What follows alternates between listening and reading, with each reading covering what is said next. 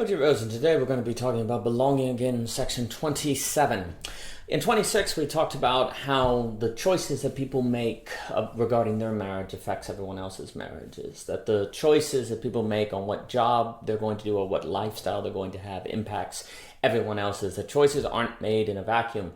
If I'm living as an artist and everyone else around me though is a blue-collar worker, that will psychologically destabilize me because I will know that I am different and I am not socially supported. If I am living in a traditional marriage but I am surrounded by people practicing polyamory, that will destabilize my marriage because I will know and think about those other possibilities. And this was all discussed in section 26. So this suggests something. Does this all mean that progressivism is the problem? Liberal ideology, is it liberal changes in society of which causes all the problems discussed in Belonging Again? Some people may hear in Berger, Hunter, and Rieff conservatism, and indeed they have positions of which can be aligned with conservatism. But what's really important to understand is it's not so simple. Their sociology is more so tragic. I'm not sure, I wouldn't call it liberal or conservative. They have a tragic sociology, and this entire time we have been trying to describe tragedy in Belonging Again as this trade-off of competing goods between releases and freedoms, this dialectical tension that is so difficult to figure out. What's really critical to understand is even if it was the case that liberalism in the West is making authoritarianism appealing by, say, changing the social order so much, changing institutions, efforts of social justice, different things like that, well, then what it is doing is the authoritarian backlash is from conservatism then. So it's not so even if you could argue that liberalism is a prime cause of this destabilization, the ones who are destabilized and responding with authoritarianism is conservatives. So is it, or more conservative. So is it really the case that we can say that liberals are to blame? Because if liberals were doing what they were doing, but conservatives could say handle the difference, handle the existential destabilization, you would not have this backlash. So it's a much more complicated picture than we tend to appreciate. Mr. Berger points out that liberals are committed to expanding the areas of choice available to the individual. And they're prepared to live with the pluralism and uncertainty that results. For them, uncertainty is a small price to pay for justice, and the thought of accepting injustice, because opposing it might increase existential anxiety, is absurd and immoral. I mean, it's hard to think of a worse rationalization, and it honestly sounds like a conservative threat to suggest that if you change givens, you're going to have an authoritarian backlash. It almost sounds like a conservative suicide bombing or something like that, where if you change the social order that more conservative-minded people are ascribed to and stabilized by, that they're going to vote for totalitarianism to correct it. It sounds like a temper tantrum or something like that. And again, Berger has this line that I like where he says, liberals are unlikely to be convinced by the implication that gay rights and daycare centers are the first steps toward the Gulag. I like that line because it kind of sums up the absurdity of all this in a way, because there is a kind of absurdity, this notion that there's some high order cause and effect between expanding access to daycare centers and a authoritarian backlash. But that is indeed what these sociologists have understood and that they are arguing. Now, of course, what should be the policy response to this situation? Well, not an easy one, because it means you have to find a dialectical balance between givens and releases. And it should be noted that even liberals, if you go too far in the direction of releases, they themselves will be existentially destabilized and enter into mental health problems and all the stuff that constitutes the meaning crisis. So this is not merely a liberal versus conservatives. Liberals tend to emphasize individual freedom. Conservatives tend to emphasize tradition. That doesn't mean that there isn't parts of one in the other, nor truth in both. Again, it's a dialectical tension of which we can't escape and that we naturally despise because we don't like tension, we like rest. And again, for the liberal, perhaps existential anxiety increases the likelihood of an authoritarian backlash, sure, but that's a risk that we must take for the sake of justice. After all, is not authoritarianism bad, but precisely because it is unjust? We cannot let what we fear come unto us, and besides, is there not an elitism in the implication that only a few can stand the psychic turmoil into which the relativizing consciousness of sociology leads? So you're kind of suggesting that even the very suggestion that the majority can't handle the loss of givens, that kind of sounds elite, right? So maybe liberals are actually just calling people to a higher standard and having faith in people that they can handle increased existential destabilization by removing givens. Arguably, maybe they have more faith in people than conservatives. Now, in other papers, what I'm talking about liberals here, I'm talking about more in America. Liberals in Europe are very different, different parts of the world. And we can associate liberals here with Delusion individuals that are described in, say, Beauty Saves, The Fate of Beauty, which are just generally people who can handle very high levels of difference, very high levels of uncertainty. Now, again, if we look at something like spiral dynamics, people who can handle high levels of uncertainty tend to be very good I can't remember what color it corresponds with, but very good philosophically at thinking about the deep questions. But people actually who are more straightforward, more quote unquote practical, are going to be the people you want, say, if you need to rebuild a town, who can just mobilize and get it done, which you could associate with a more conservative personality type. All of this is very general. I'm not going to make a hard defense of these ways I'm describing liberal and conservative. And you have Jonathan Haidt, who in his book, The Righteous Mind, talks about the different kind of moral systems that conservatives and liberals operate on. All of that is kind of exceeds the scope that this paper wants to argue, and I think we can stay more general, just talking about people who are more open to releases, more open and more closed. I think that will cover the case. But it is really important to understand that we can't moralize one side or the other. Nor can we simply blame one side or the other. This is a tragedy. This is a trade-off of competing goods. This is a Hegelian dialectic. It is not easy.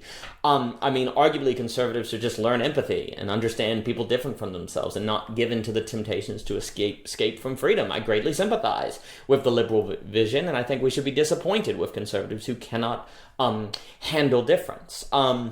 And of course, problematically, society provides for the individual a gigantic mechanism by which he can hide from himself his own freedom. And conservatives can do that simply by seizing the state and having a totalitarian dictator get rid of difference. That will do it. But it should be noted that society itself is inherently a mechanism of escaping freedom because it creates a social order. All societies entail givens. The moment they give you tasks, they give you plans, they give you tracks. Human beings don't actually like freedom very much. Not absolute freedom. We go nuts. Society inherently entails a mechanism of removing freedom. So we can't simply say that this is simply a matter of having freedom or not having freedom. It's an issue of degrees of freedom. If you are in society, there are realms of freedom you have lost, and arguably you must lose to be existentially stable, to not lose your mind, to not be overwhelmed.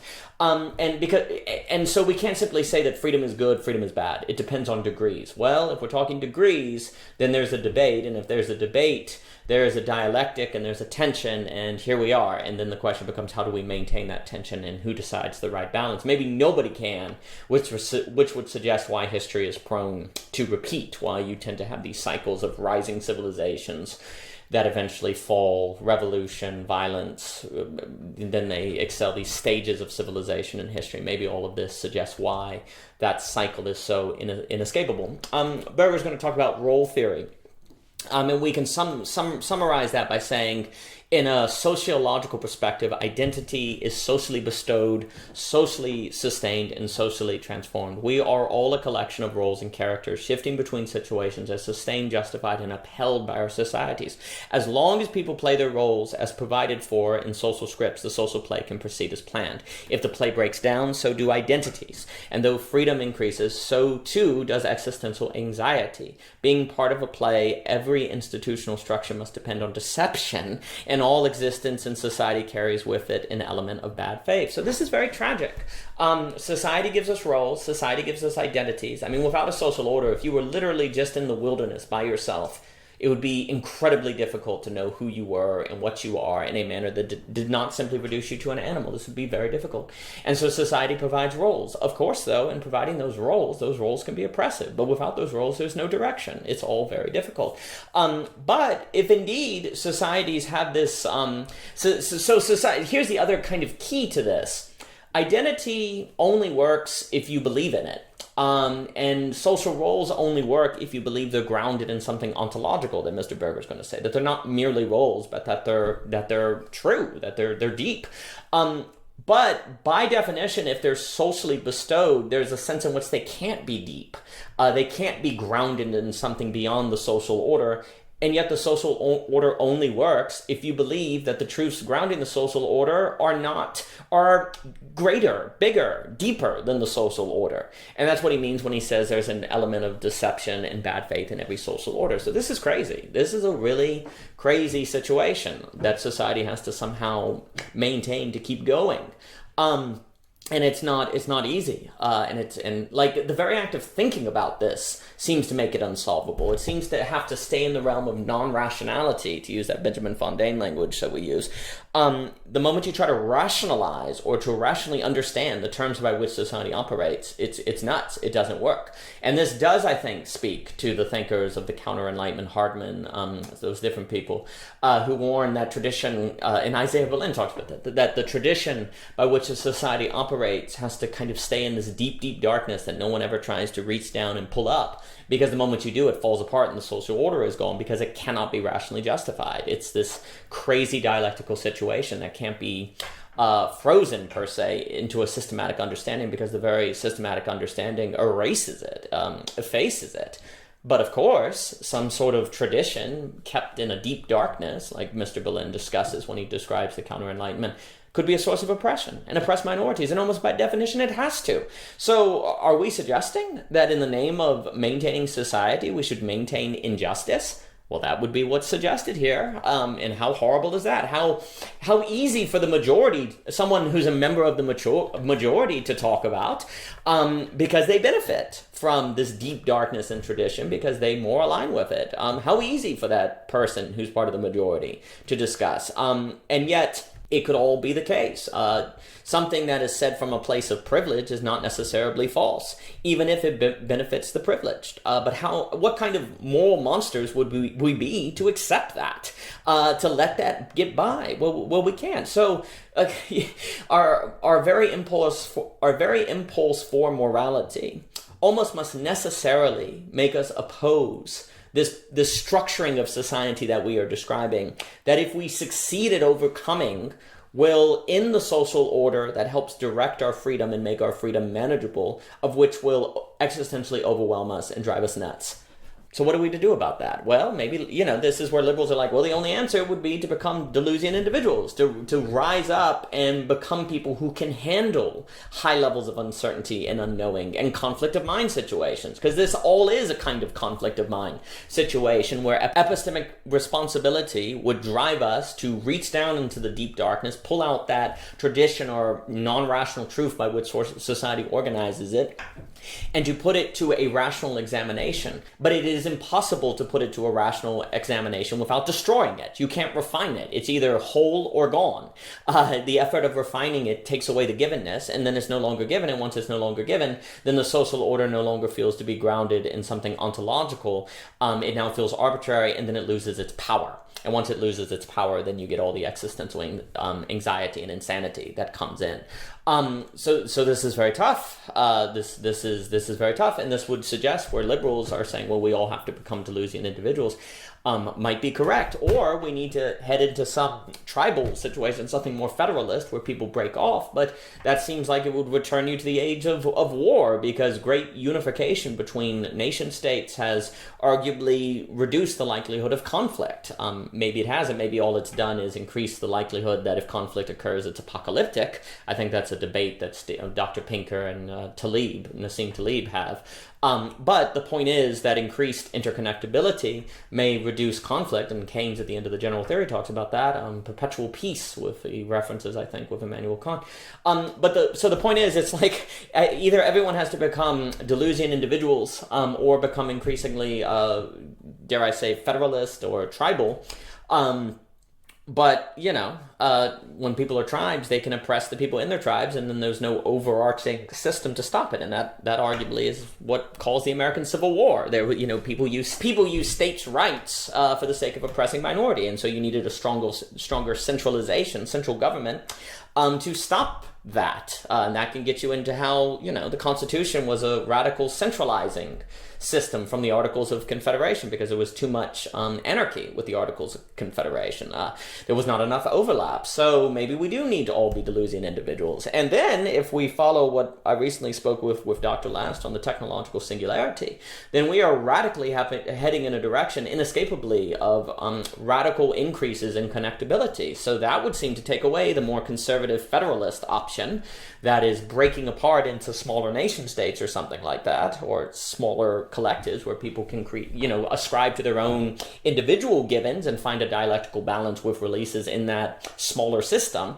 But that seems prone to fall into fascism. That seems prone to fall into conflict. Well, then that means we all have to become Delusion individuals, especially if the technological singularity is going to unify us all together in a manner that forces us to confront the real of our radical difference, just like, like Deleuze would kind of present us with, the suggestion that we all entail a radical difference, and we can no longer hide from it. Again, as Berger has told us, sociology entails an inevitable element of bad faith that kind of hides us to an existentially healthy, quote-unquote, stabilizing degree from our difference. Well, the technological singularity is when you will not be able to deny your difference. You're going to lose all plausible deniability that help you escape and avoid the real. This will be an existentially overwhelming situation. And how will we respond to it? Well, again, see, liberals can be correct. Maybe they are correct. We can't simply blame liberals for destabilizing givens because they might simply be pointing to the inevitable world that's coming